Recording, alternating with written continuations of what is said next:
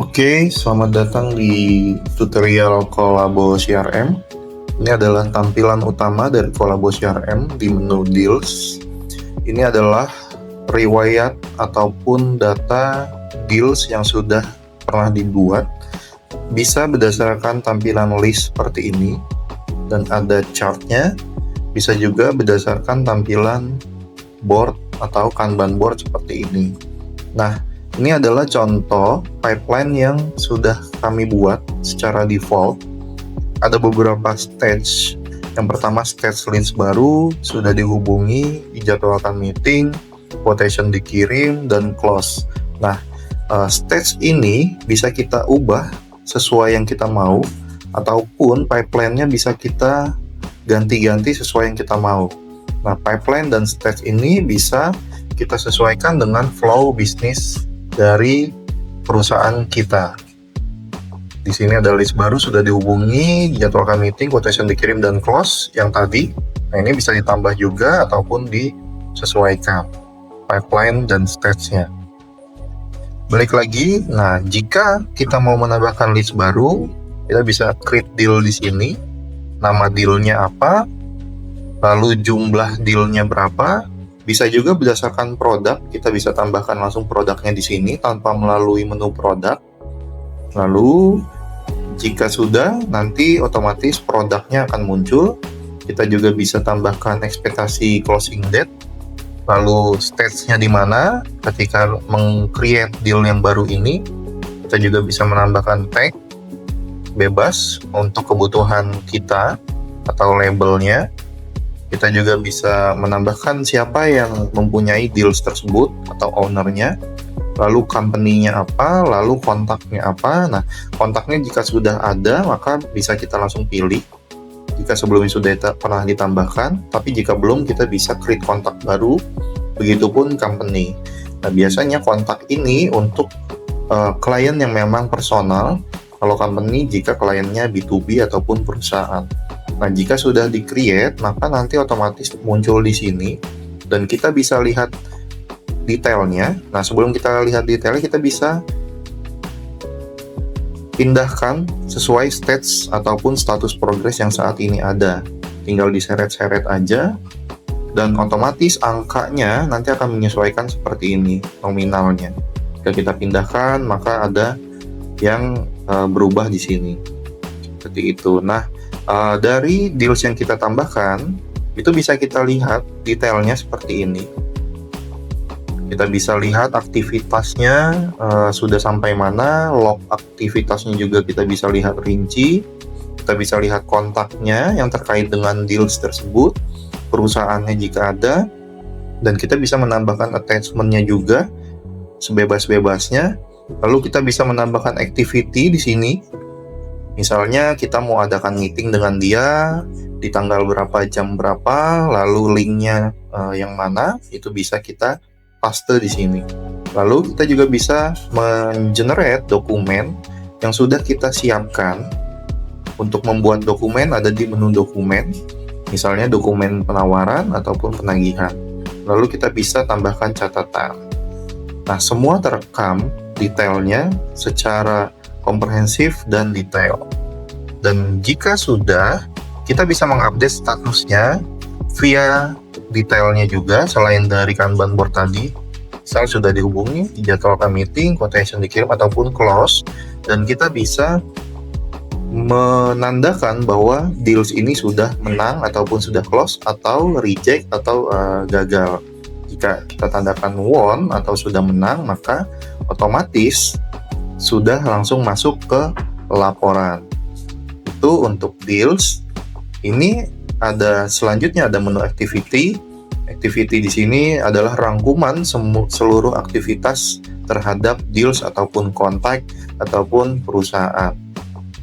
Dan tab-tab ini untuk melihat misalnya ada aktivitas yang sudah lewat deadline gitu ya, atau yang hari ini akan deadline ataupun yang besok akan deadline, seperti itu. Dan semua data deals, kontak, dan perusahaan itu bisa dibedakan oleh usernya. Misal kita punya 3 sales atau 3 admin, dan tidak bisa saling melihat data antar sebelahnya, maka kita bisa menambahkan user-user yang lain atau multi-user.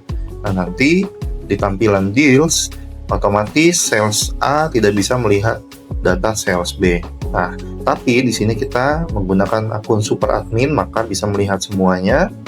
Kita bisa melihat juga yang misalnya hari ini yang harus kita kerjakan apa, dan hari ini yang harus kita rekap itu atau yang kita hubungi yang mana. Jadi tidak ada yang terlewat, semua terekam dengan baik, dan kita juga bisa melihat bahwa sudah berapa lama deals ini nyangkut di stage tersebut. Jadi kita tahu bahwa jika ada kendala, si sales tersebut lama menghubungi deals atau klien atau leads kita, maka terekam dan bisa menjadi bahan evaluasi. Lalu selanjutnya ada menu kontak.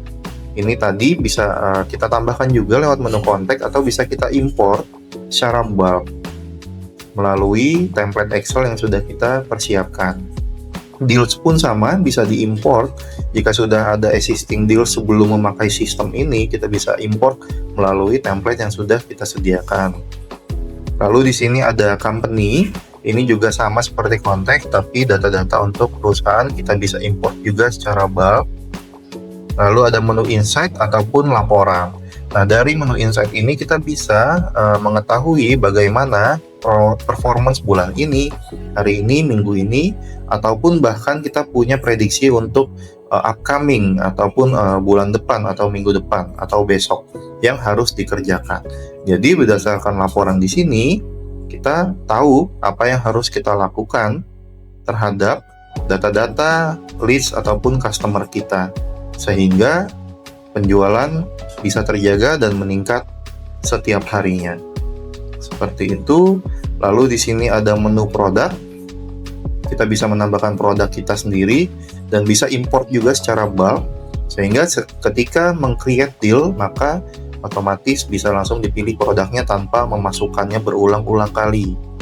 Lalu selanjutnya ada beberapa menu settingan di sini, tapi yang paling penting di sini ada settingan field, yang mana jika data kontak yang kita butuhkan dari leads atau klien kita ada kurang, yang misalnya sekarang kita hanya memprovide nama dan nomor HP, tapi jika dibutuhkan alamat kita bisa nambahin sendiri field di kontaknya. Begitupun company, deal, dan produk. Lalu di sini ada menu web form. Nah, menu web form ini kita bisa membuat form yang mana nanti bisa kita embed atau kita bisa share link formnya ke customer atau leads kita untuk mereka isi. Dan jika sudah mereka isi, ini bisa langsung masuk ke deals yang ada di sini, ataupun bisa langsung masuk ke kontak. Jadi tidak perlu lagi customer mengorder itu via WhatsApp ataupun manual. Jadi tinggal kita bikin formnya, contohnya seperti ini. Formnya bisa dibikin sedemikian rupa, misalnya nama pelanggan, produk yang ingin dibeli, harganya, ataupun komentarnya, ataupun nomor ataupun pesanannya seperti apa, itu bisa kita atur sedemikian rupa untuk formnya.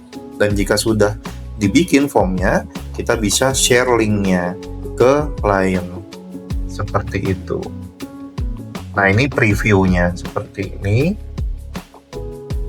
Nah, nanti otomatis ada datanya, berapa submission yang sudah di input oleh customer. Nah, di sini ada linknya, bisa di-share dan bisa dikunjungi oleh customer, atau bisa di-embed di website company profile kita supaya terintegrasi dengan CRM Kolabo.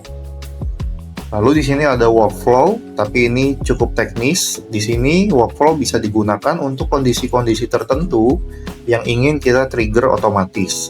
Misal kita mau membuat jika ada kontak yang tercreate atau jika ada deal baru, maka ada kondisi akan mengirim ke email atau akan membuat sebuah aktivitas atau men-trigger API atau webhook sehingga bisa diintegrasikan dengan WhatsApp API. Jadi misalnya dari form, ada pelanggan yang mengisi form pemesanan, lalu otomatis masuk ke Deals dan otomatis akan mengirim welcome message ataupun confirmation message ke email ataupun WhatsApp klien secara otomatis. Bisa dipergunakan seperti itu. Cukup seperti itu untuk penggunaan Kolabo CRM. Jika ada yang kurang jelas bisa ditanyakan lebih lanjut. Terima kasih.